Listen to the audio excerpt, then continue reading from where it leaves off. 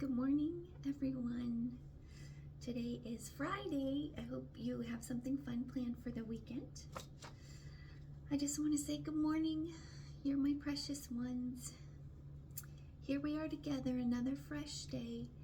Take a deep breath with me.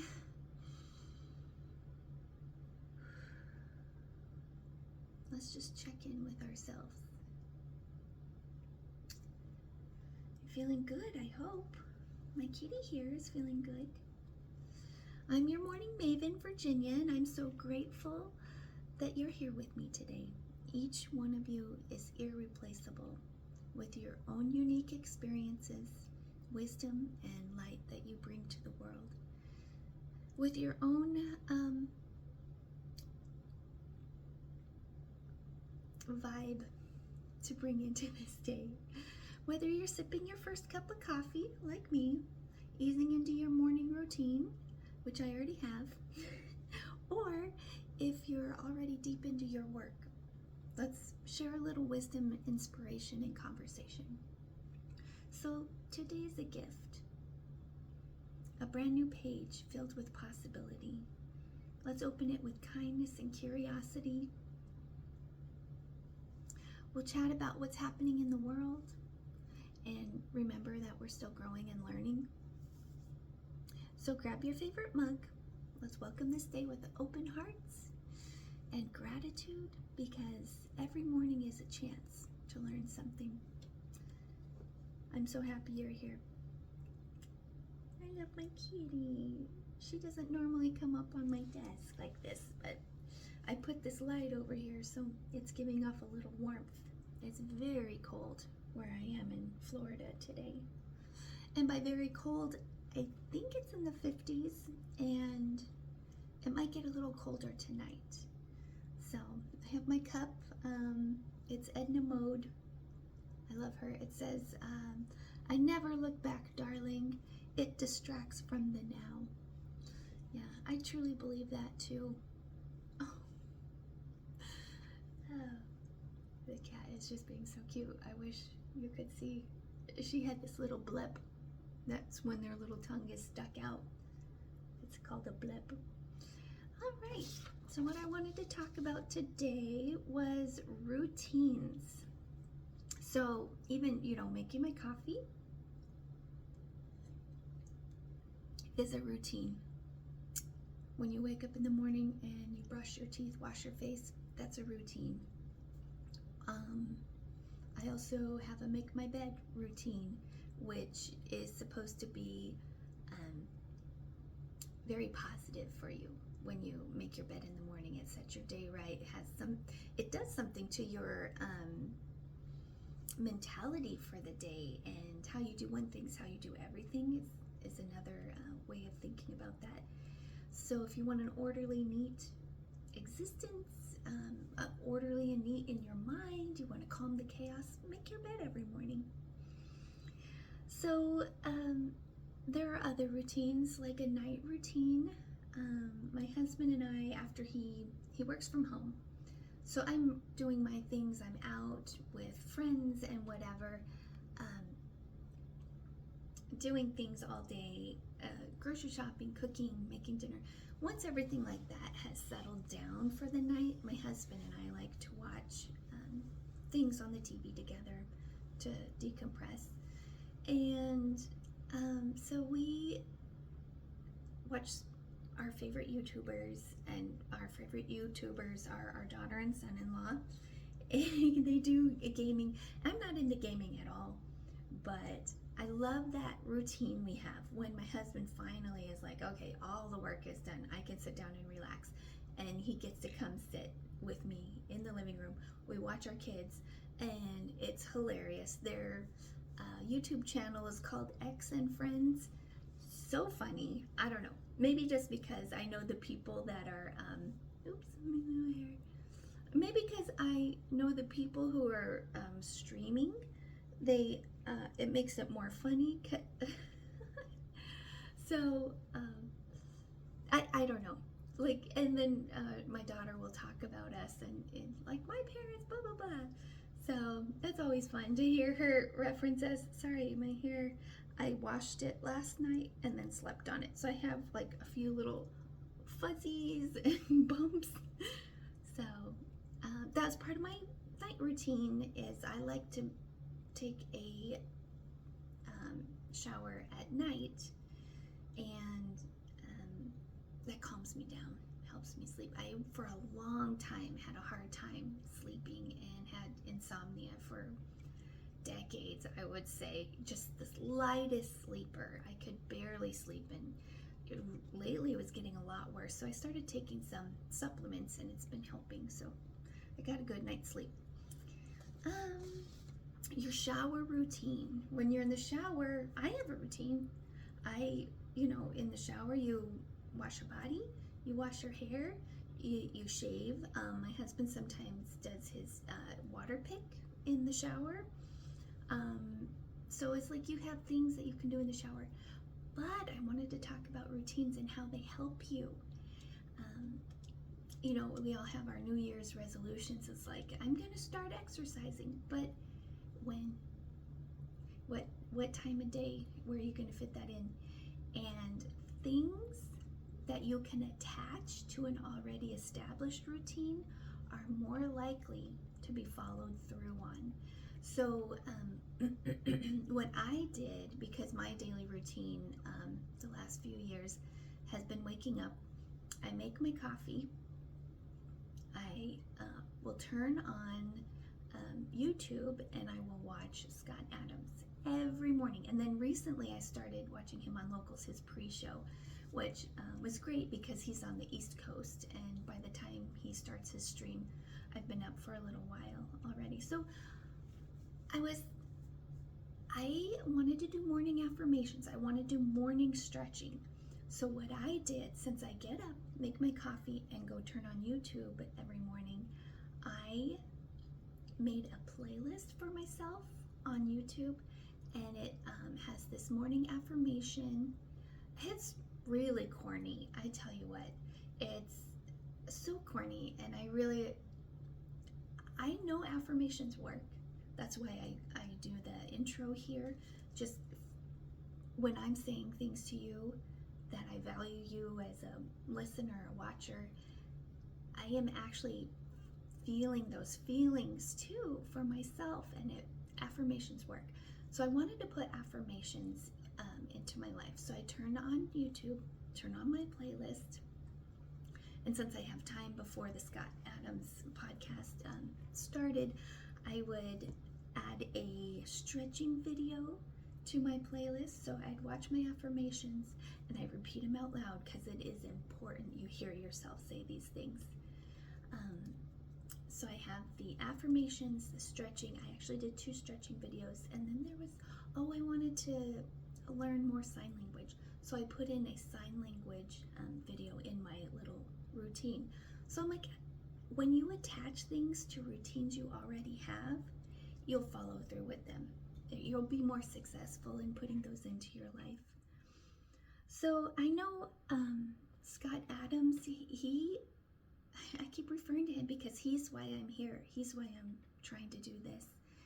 He really inspired me to try to put my knowledge and my experience out in the world. So the routines, he says systems versus goals. So my goal is I want to learn more sign language.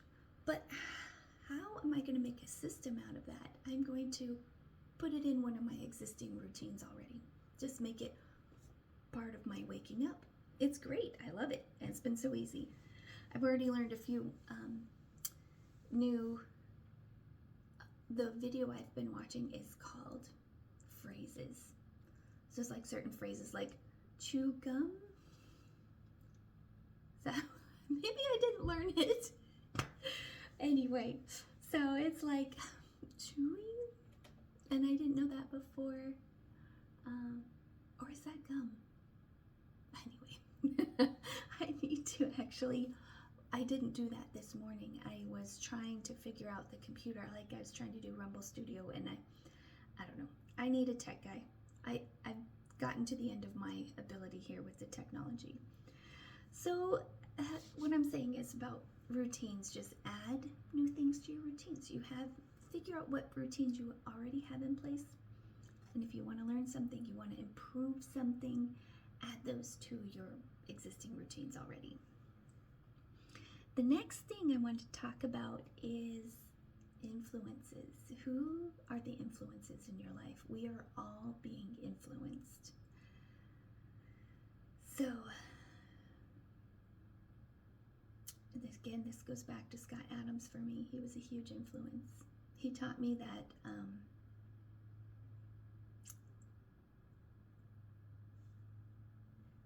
he wasn't trying to tell people what to think, but how to think. And I really love that. I love that. I don't want to go around telling anyone else what to think. Like, yeah, I have my opinions. I have things that I'm interested in and I want to talk about, but I don't need to tell other people what to think. But maybe how to think would be nice if I could influence people like he did. So we're all in an echo chamber of our own thoughts. We just are. It's our human nature. We really can listen to ourselves and convince ourselves of anything. So you have to be honest with yourself and challenge your own beliefs sometimes. So another thought I had was that my world view is subjective.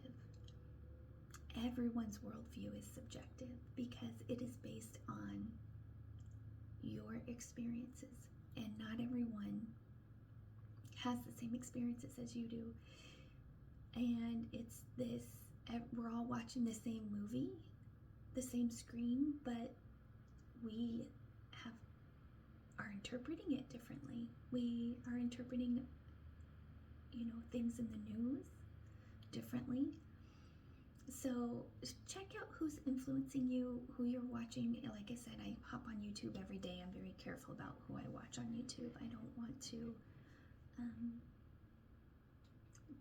be so tolerant. And that's another thing. When you're really tolerant of things, it can influence you. If you expose yourself to things enough, you can adopt those traits. So be careful. Be careful who is influencing you. There was something, I was watching just a little clip of Bill Maher last night, and who was he? Oh, it was a monologue, I believe, and he was talking about your news source that you consume. If you are looking at headlines of the news source you're consuming, and it's like, blah, blah, blah, destroys the left, blah, blah, blah, owns the right, with, it's just, news media is in the business of making money. News media and the larger corporations especially are in the business of either creating fear, creating sensationalism, not really exactly reporting the facts, but skewing it so it's more interesting and people want to consume it. So you have to be careful, especially when you see all these headlines. And he pointed out this one that said the headline was 300% in measles cases this year are anticipated. And you would think that 300% increase in measles cases in the United States, like how many hundreds of thousands of people are going to get measles this year? But if you actually look into the data, he said it added up to 35 people getting measles this year. So these sensational, clickbaity kind of, and a lot of times, and I'm guilty of this, reading a headline, reading like the little description of it under the headline, under the video, and being like, hey, that's blah, blah, blah. I don't agree with that. That seems really silly. Why would they do that? But then you open, well, a lot of times you go to open the article and you have to be a paid subscriber, so it's hard to get the full article, all the information. But if you don't go read the whole article, you wouldn't know. It's only 35 more people getting measles this year. So just be careful, your influences in your life and what you consume. Now, the last thing I wanted to talk about was Akira the Dawn. I watched him for the first time this yesterday, and I'm like, it's cool techno sort of house music, and he uses, I saw it wasn't just Scott Adams, he used, I saw one with Jordan Peterson, and I was like, this is so cool. He's taking things they say and then mixing it to music, and it was great because the most recent episode was in celebration of Scott Adams. It's called Scott Adams Forever, a celebration. So if you're on YouTube and you want to look that up, it's really interesting music. And then he talks about how he just made this music, sent it to Scott, and then he became friends with Scott and kept mixing his podcast, just things he said, to music. And I had heard Scott Adams mention it and talk about it, but I never actually went and looked it up. And I came across it yesterday just by accident. Maybe I did look it up. I think because of the School for Scott Adams mentioned it yesterday. So I looked that up, and I did look it up myself. So you have to search Akira.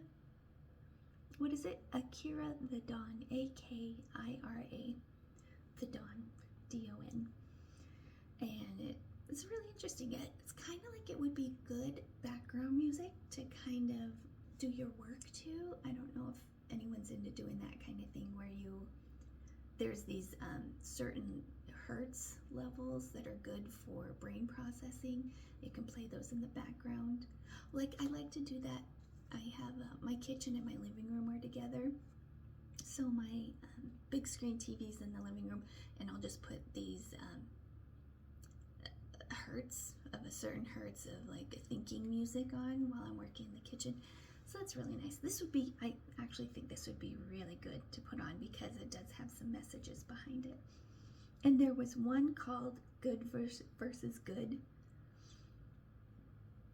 And in my mind, when I heard the term good versus good, I know it's playing off of good versus evil. And if you go through life thinking everything is good and evil, you can get polarized, I think, more and more polarized. So if you're like good versus good, like we're all trying to do our best. Honestly, isn't everyone trying to be good? I think everyone is. Unless you're a rebellious person or you have some sort of mental disorder that makes you want to hurt people. What is that called? Not masochism. Something no. There's something, I can't get the word right now. But yeah, you could have a mental disorder that makes you want to hurt other people, but most of us don't. Most of us want to live a peaceful, good existence. So good versus good. Like go through life thinking that, everyone around you is trying their best. People really are, for the most part. And I think if you have that open mindset, you can kind of see the people who are not trying to do good for the world. And then you can make your choice on if you want those people in your life anymore. So that was all I had, just 3 little topics to talk about today. And I'm going to go ahead and wrap it up. Let me get my coffee. I'm almost done. I'll do her on this side. She's so cute. So as we wrap up today's time together, dear friends, here's my gentle reminder to you. Keep learning and keep growing. Every single day is another chance to uncover something new, to stretch a little further and become even more of the wonderful person you are. You're valued and you're capable, and the world is better with your light in it. Thanks for sharing your time with me. I'll be right here tomorrow, ready for more wisdom and coffee. Until then, have a beautiful day, precious ones. You are the Lord's precious one.